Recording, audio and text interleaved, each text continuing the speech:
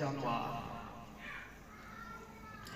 আজ থেকে 10 বছর 15 বছর আগে মুরব্বীরা বলে, আপনারা দেখেছেন বাবা মাঠে ঘাটে ফাঁকা যখন জায়গা হয় ওই সময় ঘোড়া সব খেলা হতো, হ্যাঁ কিনা বলে? এইদিকে হতো না ঘোড়া সব? ঘোড়া দেখবেন ঠিক এই জায়গার চুলগুলো কেটে খুব সুন্দর ডিজাইন করে, কারণ ঘোড়া যখন ছোটে ওই জায়গাটা খুব সুন্দর দেখায়। ঘোড়া চুলগুলো যেমন ওড়ে তখন সুন্দর দেখায়।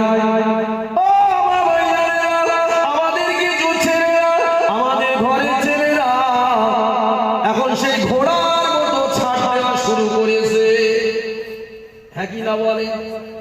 এই রাস্তাঘাটে আপনারা ঘুরে দেখতে পান ঘোড়ার মতন মাল দুটো একটা ঘুরতে রাস্তায়, দেখেন না? তাহলে বুঝতে হবে ঘোড়া কি মানুষ না জানোয়ার? এই জানোয়ার না?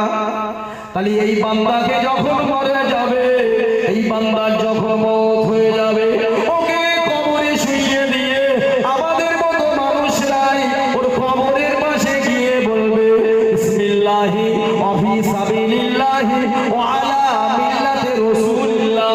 বলেন না বলেন না?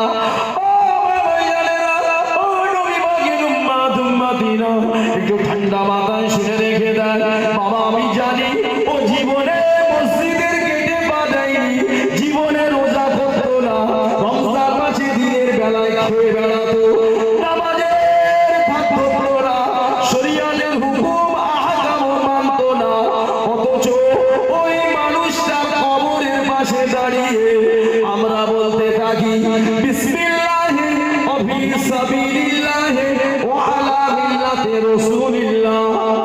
এই বলেন না বলেন না?